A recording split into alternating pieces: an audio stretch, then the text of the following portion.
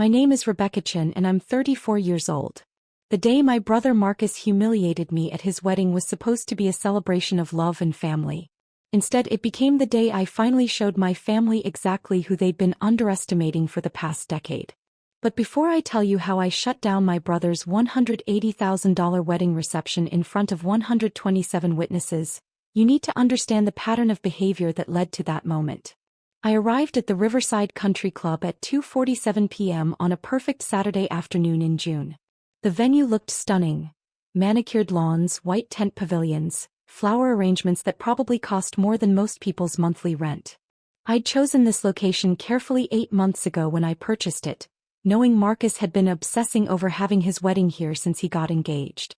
The irony of what was about to unfold wasn't lost on me. I pulled up to the front entrance in my modest Honda Civic, watching as valets rushed to open doors for BMWs and Mercedes. When I stepped out, a valet approached me with a polite smile. "Welcome to Riverside Country Club. Are you here for the Marcus Chin wedding?" "Yes, I'm his sister," I said, handing him my keys. He took them, but before I could walk toward the entrance, my mother appeared at the top of the stairs. She was wearing a champagne-colored dress that probably cost $3,000, her hair perfectly styled, diamonds glinting at her throat. The moment she saw me, her expression shifted from elegant hostess to cold dismissal. "Rebecca," she said, descending the stairs with calculated grace. "You're here." Not, "I'm so glad you came," or, "You look lovely." Just the acknowledgement of my presence, delivered with the emotional warmth of a parking ticket. "Of course I'm here, Mom. It's Marcus's wedding." She looked me up and down, taking in my simple navy dress. Elegant but not flashy, appropriate but not expensive. I saw the judgment flicker across her face. "The service entrance is around the back," she said, loud enough that several arriving guests turned to look. "Family uses the front entrance. You're not really family." The words hung in the air like a slap. I counted 127 guests within hearing distance. Some already inside the lobby, others arriving, a few standing on the terrace with cocktails. All of them had heard. Some looked away uncomfortably. Others stared with undisguised curiosity. A few whispered to each other. My mother adjusted her dress with deliberate precision, as if she'd just handled an unpleasant but necessary task. "Marcus has a seating chart.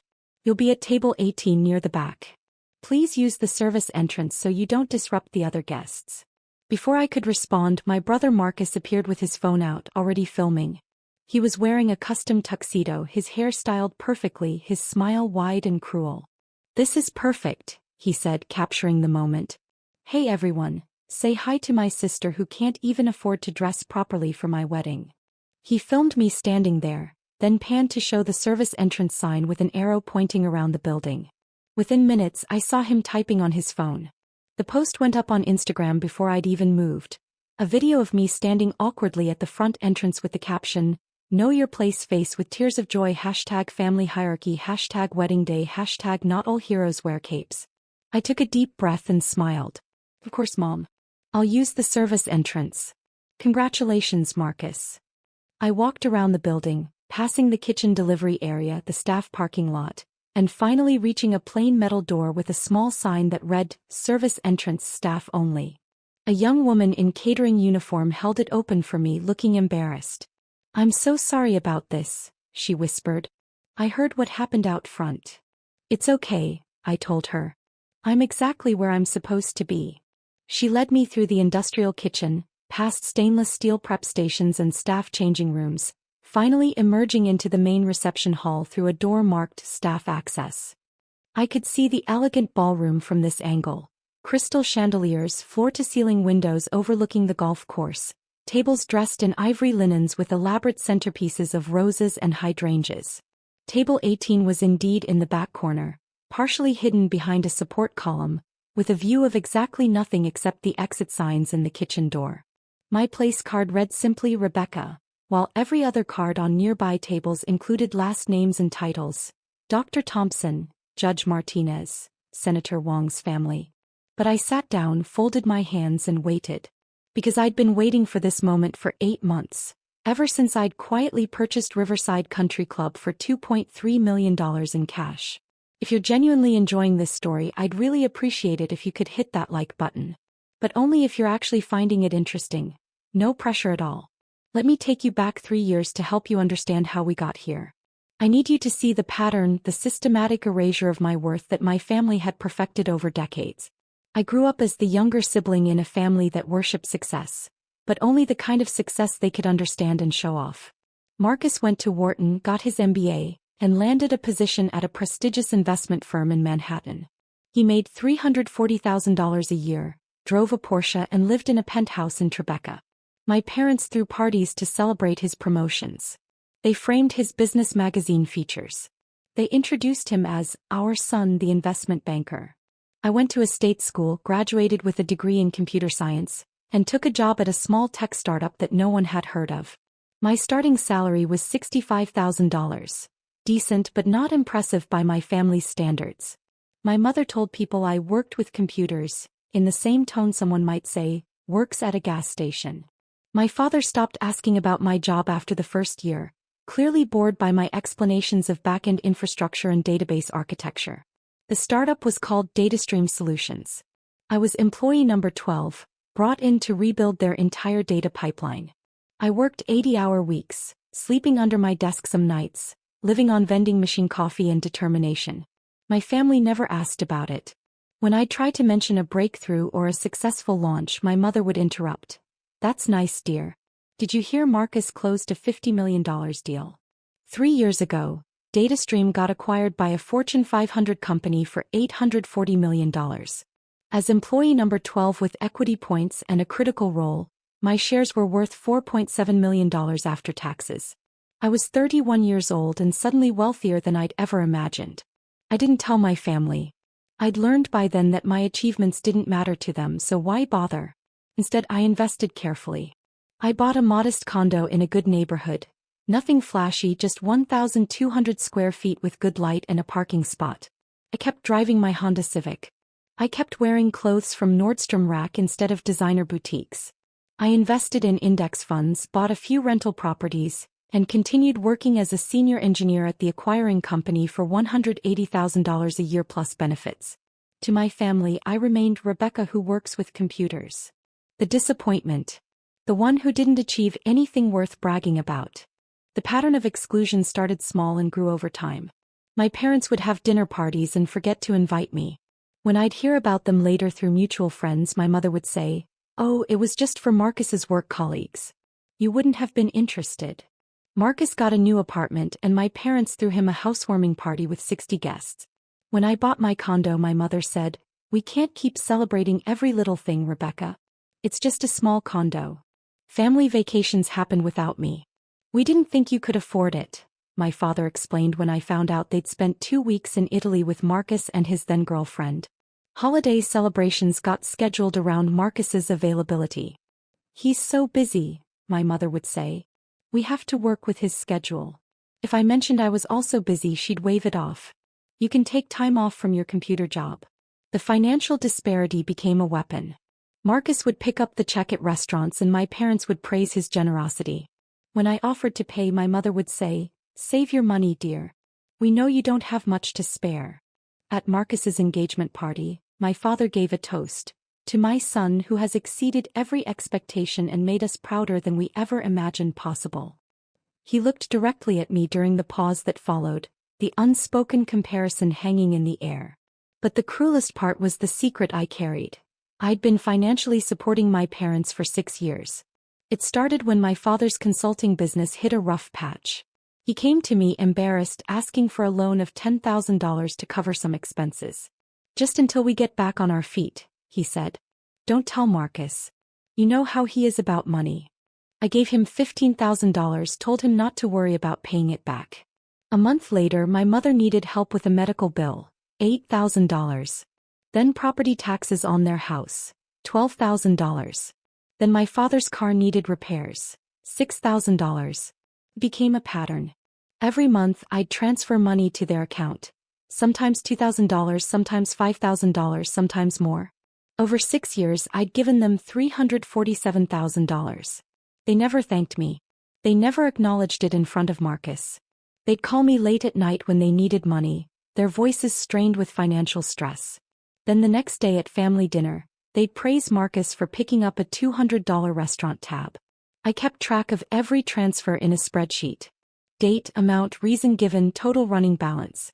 I told myself I was helping family, being a good daughter. But deep down I knew the truth. I was buying scraps of acknowledgement, hoping that someday they'd see my worth. They never did. And now, sitting at table 18 in the back corner of the ballroom I owned, watching guests filter in through the front entrance I'd been banned from using, I was done hoping. The ceremony was held on the lawn overlooking the golf course. I watched from my terrible seat as Marcus married Jennifer, a corporate lawyer from his firm. She was beautiful, successful, and from the kind of old money family that my parents desperately wanted to impress. The ceremony was perfect. String quartet, silk ribbon decorations, rose petals scattered on the aisle runner. My mother cried elegant tears. My father beamed with pride. I wasn't included in the family photos. When the photographer called for immediate family, my mother physically turned her back to me, creating a wall with her body that made it clear I wasn't to approach. I watched from my seat as they posed. Parents, bride, groom, Jennifer's family. Not one person looked my way or suggested I join. The reception began at 5:30 p.m. Cocktails were served on the terrace while guests mingled and admired the venue. I heard at least 20 people compliment the location. "This place is stunning. How did you find this venue? This must have cost a fortune." Marcus accepted the praise as if he'd personally created the grounds and buildings with his bare hands. Dinner was a 5-course meal. Butternut squash soup, arugula salad with candied pecans, a palate cleanser of champagne sorbet, herb-crusted lamb with roasted vegetables, and a trio of desserts. At table 18 I was served the same meal as everyone else, though the server looked apologetic as she set down my plates. She was one of the staff members I'd met with when I bought the club, and I could see she recognized the cruelty of my seating assignment. "Everything's delicious," I told her warmly. "Please thank the kitchen staff." She smiled relieved. "Of course, Ms. Chin." My mother was at table 1, the head table directly in front of the dance floor. I watched her hold court, accepting compliments from guests, laughing at jokes, playing the role of proud mother of the groom. She didn't look in my direction once during the entire dinner service. Between the main course and dessert, Marcus stood up to make a speech. He thanked everyone for coming, told a charming story about how he met Jennifer, thanked his parents for their support and sacrifice. "My parents gave me every advantage," he said, voice thick with emotion. "They invested in my education, believed in my potential, and taught me the value of success. Everything I am today I owe to them." The room applauded. My father wiped his eyes. My mother glowed with pride. Marcus continued, "And they taught me an important lesson. Family is everything. Family supports each other. Family lifts each other up. Family celebrates success together." He raised his glass. "To family. To family," the room echoed. I took a sip of my wine and checked my watch. 7:15 p.m. Perfect timing. After dessert the dancing began. The DJ played upbeat music and guests flooded the dance floor. I remained at table 18 watching the celebration from my exile. A few distant relatives stopped by to say hello, clearly uncomfortable with my isolation but not uncomfortable enough to challenge it. "You look well," they'd say. "How's work?" Then they'd drift away, relieved to return to the celebration. At 7:43 p.m., I saw my mother approach the DJ booth. She was laughing with Jennifer's mother, pointing at something on a tablet, probably the photo slideshow they'd prepared. The DJ nodded and announced a special presentation. The lights dimmed. On a large screen behind the head table a slideshow began, Marcus and Jennifer, a journey to forever. Photos from their childhoods, their college years, their early dating days, their engagement. Soft music played. Guests cooed and applauded. Then came the family photos. Marcus as a baby with my parents. Marcus's first day of school. Marcus's high school graduation. Marcus at Harvard. Marcus at his first job. Photo after photo of Marcus with my parents. Marcus achieving milestones, Marcus being celebrated. Not a single photo included me. Not one. In photos where I knew I'd been present, family vacations, holiday dinners, birthday parties, I'd been cropped out or the photo had been chosen from an angle that excluded me entirely. It was a historical revision, a visual statement. This family consists of 3 people and I am not one of them. Drop a comment and let me know where you're watching from. I love hearing from people who've dealt with difficult family dynamics.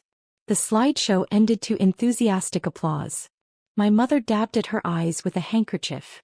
Marcus hugged his parents, then hugged Jennifer's parents. The DJ announced it was time for the parent dances. First dance with the mothers, then the fathers. While Marcus danced with my mother, I stood up and walked quietly toward the venue manager's office. I timed this perfectly. The celebration was in full swing. Everyone was distracted and emotional and no one would notice my absence. David Morrison, the venue manager, was exactly where I'd asked him to be. In his office reviewing the evening's schedule. He looked up when I knocked. "Miss Chen, is it time?" "It's time," I said. He nodded, stood and straightened his tie.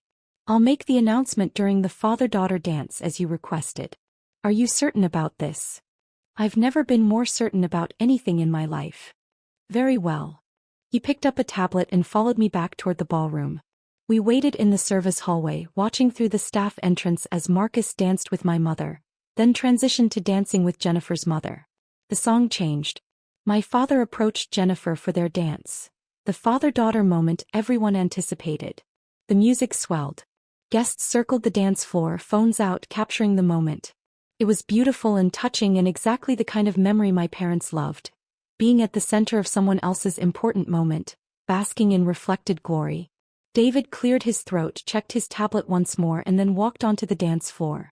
He moved with quiet authority, his presence professional but firm. He approached my father and Jennifer mid-dance. "Excuse me," David said, his voice polite but clear enough to carry. "I apologize for the interruption." The music didn't stop immediately, so David gestured to the DJ who faded the song. The sudden silence was jarring. All 127 guests turned to look. My father, confused and annoyed, stopped dancing. "What's the meaning of this?" he demanded. "This is my son's wedding." David maintained his professional composure. "Sir, I'm David Morrison, the venue manager here at Riverside Country Club. I need to speak with you regarding this evening's event." My mother had pushed through the crowd now, her face tight with anger. "This is highly inappropriate. We paid for this venue. Whatever problem you have can wait until after the reception." "Actually, ma'am, that's precisely what I need to address." David looked around the room, making eye contact with several guests. "I've been informed that there's been a significant misunderstanding about this venue and tonight's arrangements." Marcus stepped forward, his confidence radiating. He'd dealt with difficult vendors before. This was just another person who needed to be managed. "Look, Morrison, we booked this place 6 months ago. We have a contract. Whatever issue you think you have, it can be handled through proper channels. Right now you're interrupting my wedding reception." "I understand, Mr. Chin. However, I'm not here about the booking or the contract." David consulted his tablet. "I'm here because the property owner has requested that I make an announcement regarding ownership of Riverside Country Club." The room had gone completely silent. Every person was watching, many still holding up their phones, inadvertently recording what was about to happen. I could see confusion on most faces, curiosity on others. My mother's expression had shifted from anger to uncertainty. "The owner," my father said. "What does the owner have to do with anything? We're paying customers." "That's just it, sir. You're not." David turned slowly, scanning the room until his eyes found me standing near the service entrance. He lifted his hand and gestured in my direction. "Ladies and gentlemen, I'd like to introduce you to Ms. Rebecca Chen, who purchased Riverside Country Club 8 months ago for $2.3 million. She is the owner of this property, and she has been since October of last year." You could have heard a pin drop in that ballroom. Every head turned toward me. Phones pivoted, capturing my face. I stepped out of the shadows near the service entrance and walked slowly toward the center of the room, my modest navy dress suddenly feeling like armor. My mother's face had gone completely white. My father stood frozen, his mouth slightly open. Marcus looked like someone had physically struck him. Confusion, disbelief, and dawning horror crossing his features in rapid succession. "What?" my mother whispered. That's not possible." I reached the edge of the dance floor and stopped. "Hello, Mom." Marcus. "Beautiful wedding. Really beautiful venue, isn't it? I thought so too when I purchased it last October." You're lying, Marcus said, his voice cracking. You can't afford, you don't have, there's no way. I have the property deed, the purchase documents, the LLC formation papers, and 8 months of ownership records, I said calmly. David, would you like to continue? David nodded. Ms. Chin specifically chose not to reveal her ownership when the venue was booked. She paid for all the services tonight personally. The catering, the bar, the DJ, the flowers, the tables, chairs, everything. The $47,000 deposit your family paid 6 months ago? Ms. Chin had that transferred into an escrow account. You'll receive a full refund. My father found his voice. Rebecca, what is this? Some kind of joke? No joke, Dad. Just the truth. I own this property. I paid for this entire reception. The country club you've been bragging about to all your friends for 6 months? The prestigious venue Marcus was so proud to book? I let him book it. I looked around at the 127 witnesses, their phones still recording. The service entrance I was told to use because I'm not really family? Also mine. Jennifer, Marcus's new bride, spoke for the first time. I don't understand. If you own this place, why didn't you say something? Why did you let them treat you like that? Because I needed everyone to see exactly who they are, I said simply. I needed witnesses. I needed it documented. I looked at Marcus. I especially needed that Instagram post you made, Marcus. Know your place. With the hashtag family hierarchy? That's going to be really interesting evidence. Evidence, my mother said faintly. Evidence for what? For the lawsuit I'll be filing if anyone in this room tries to claim this was some sort of elaborate prank or that I'm lying. I have 8 months of property records, tax payments, insurance policies, and business licenses. I have the LLC formation documents showing I'm the sole owner. I have bank statements showing the $2.3 million purchase. Would you like David to show you the deed with my name on it? The room remained silent. I could see some guests exchanging glances, others looking down at their phones, probably already texting friends about what they were witnessing. A few people looked genuinely upset on my behalf, realizing they'd just watched a family publicly humiliate someone who owned the very ground they were standing on. My mother tried to regain control. Rebecca, this is Marcus's wedding day. Whatever issues you have, this is not the time or place. No, Mom. This is exactly the time and place. Because this is the culmination of years of you telling me I'm not good enough, not successful enough, not worthy enough to be considered real family. You made me use the service entrance at a venue I own. You put me at table 18 behind a column hidden away like something shameful. You erased me from the family slideshow. You made sure 127 people witnessed your contempt for me. I turned to address the room. I want to be clear to everyone here. I hold no ill will toward any of you. You're guests at what was supposed to be a celebration.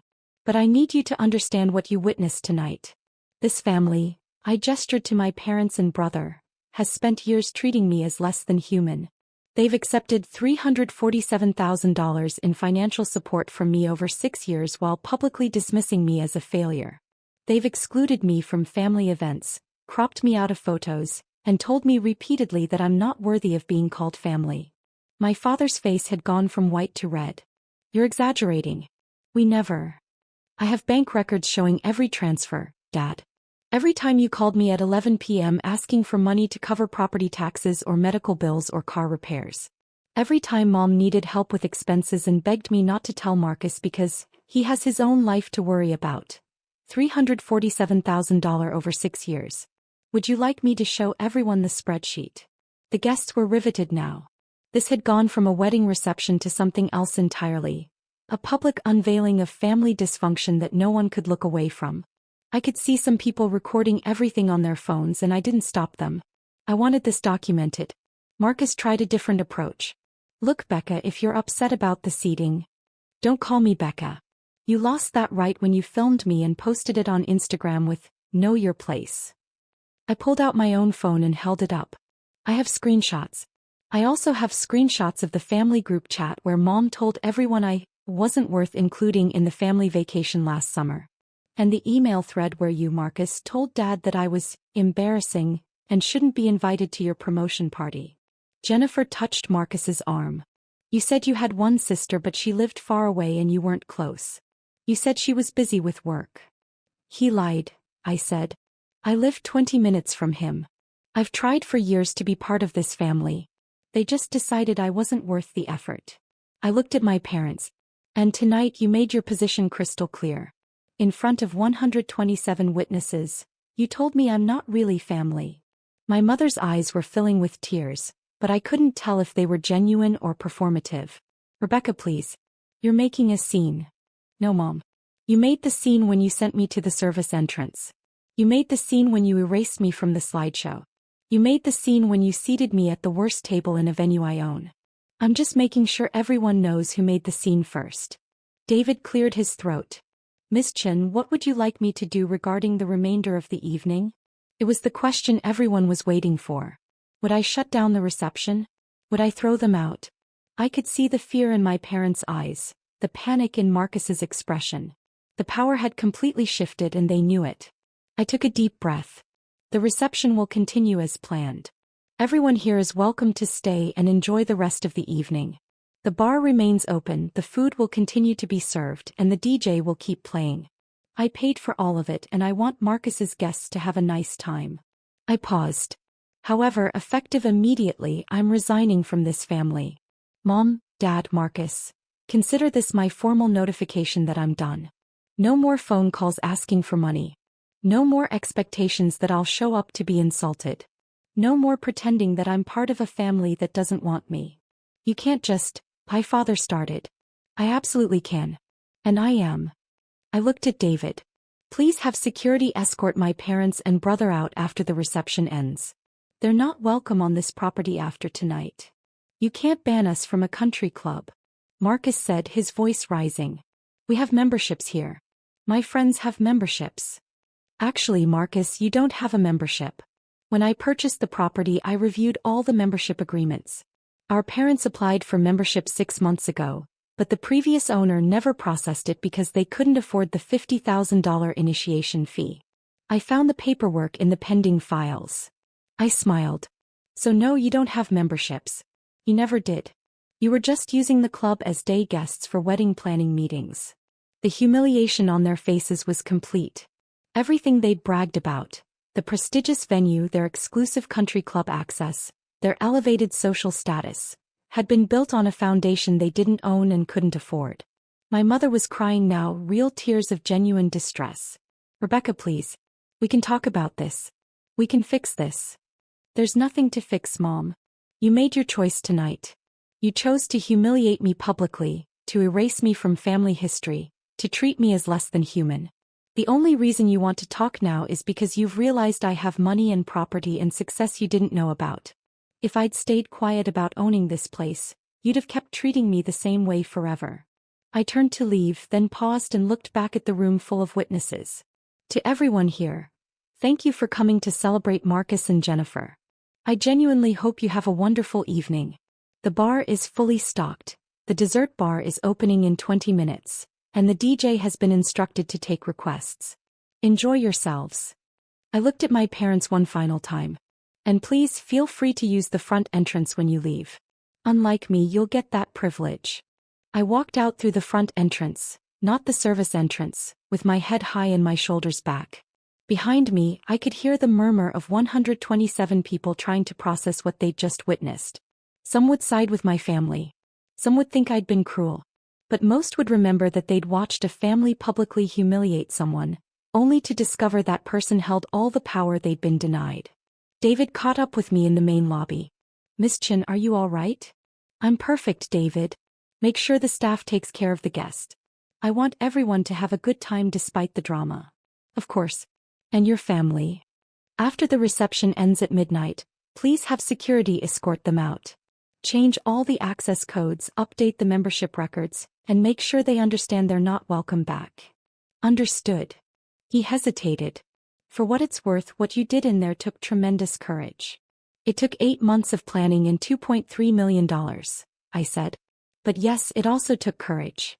I drove home that night, got into comfortable clothes, poured myself a glass of wine, and finally let myself feel everything I'd been holding back. I didn't cry, I was past tears. I felt lighter, like I'd been carrying a weight I didn't know I could put down. My phone started ringing at 11:47 p.m. right as the reception would be ending. Marcus called first, then my mother, then my father, then Marcus again. I didn't answer. They called 6-7 times before midnight. Then the text started. How could you? You ruined everything. This is so cruel. Call us immediately. I blocked all their numbers at 12:15 a.m. and went to bed. The next morning my phone showed 89 missed calls from various family members. Aunts, uncles, cousins who'd been at the wedding. I blocked them all. A few sent emails instead, which I read out of curiosity. Most condemned me for ruining Marcus's special day. A few said I was petty and vindictive. 3 people, my cousin Sarah, my Aunt Patricia, and a family friend named Helen, sent messages of support. I can't believe they treated you that way, Sarah wrote. You showed incredible restraint. Most people would have shut down the whole reception. I responded to those 3, thanked them for their kindness, and deleted the rest of the emails without reading them. 2 weeks later, I received a letter from an attorney representing my parents. They were demanding I return the $347,000 they claimed I stole from them. The letter stated that the money was given under false pretenses, and that I had manipulated vulnerable elderly people. I forwarded the letter to my own attorney with copies of every bank transfer, every text message begging for money, every email about unpaid bills. My attorney responded to their attorney with a simple message. Ms. Chin has extensive documentation showing that all funds were gifts freely given. If your clients persist in making defamatory claims, we will file a countersuit for harassment and defamation. Additionally, Ms. Chin is prepared to provide evidence of financial elder abuse if your client's claims suggest they were not mentally competent to manage their own finances. I never heard from that attorney again. 3 months after the wedding, I was having coffee at a local cafe when I ran into Jennifer, Marcus's wife. She was alone, looking stressed and tired. When she saw me, she hesitated, clearly unsure whether to approach. Rebecca, she said finally. Can I talk to you for a minute? I gestured to the empty chair across from me. Sure. She sat down, ordered a latte, and then said, I owe you an apology. I didn't know about any of it.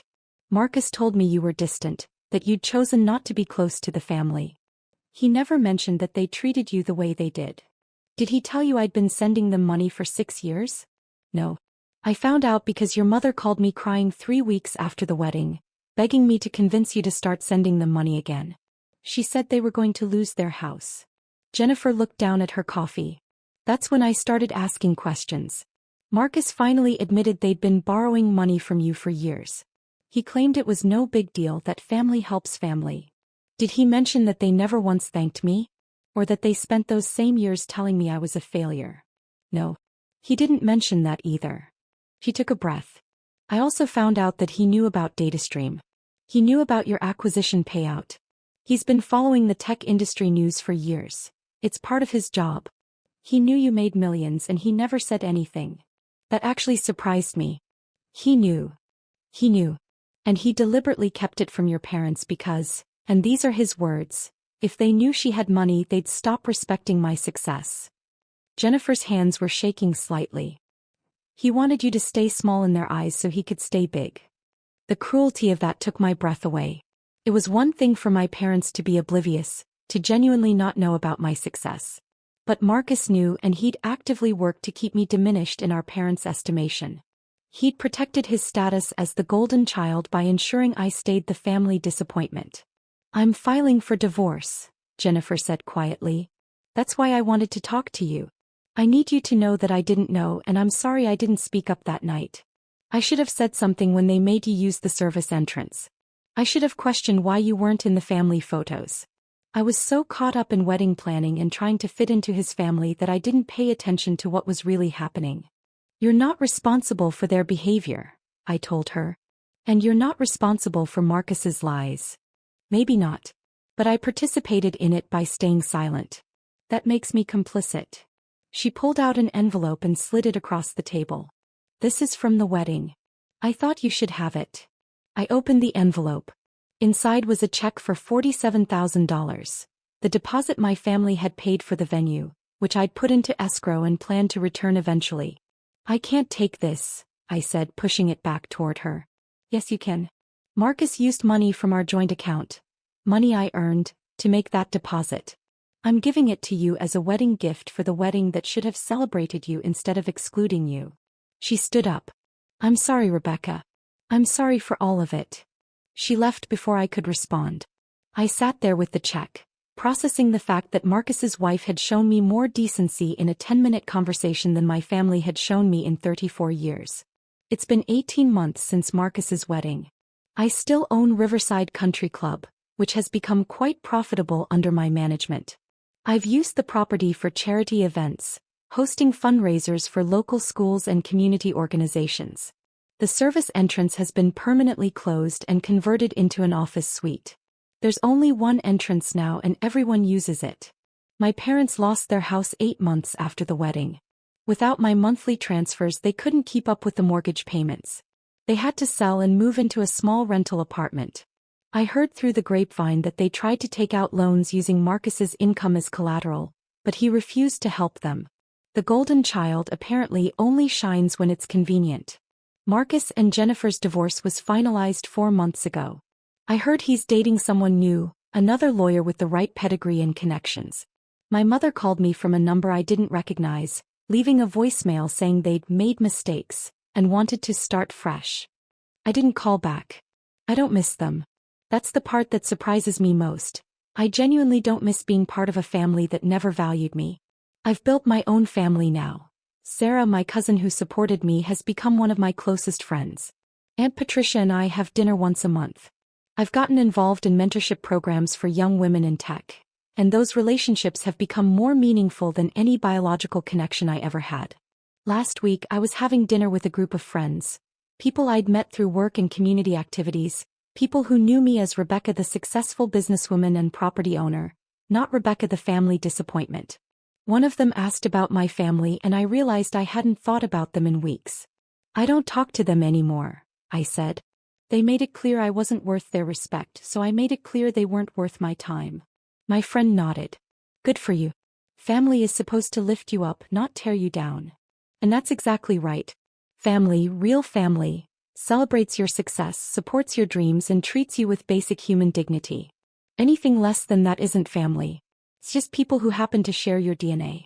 I learned that lesson at my brother's wedding, standing at the service entrance of a country club I owned, watching 127 people witness my family's cruelty. I learned that sometimes the most powerful thing you can do is let people reveal exactly who they are, then walk away with your head high and your dignity intact. Marcus got his perfect wedding at his perfect venue. My parents got to play the role of proud family for 127 witnesses. And I got something much more valuable: freedom from people who would never see my worth no matter what I achieved. The service entrance is closed now. Everyone comes through the front door. Everyone is welcomed with respect. And if anyone ever tries to tell someone they're not really family on my property, they'll be the ones using the exit. I'm Rebecca Chin. I'm 34 years old. I own a successful country club, have investments worth over $8 million, and I'm surrounded by people who actually care about me. My biological family humiliated me in front of 127 witnesses, thinking I was powerless. They were wrong. And now they know it. And I've never been happier in my entire life.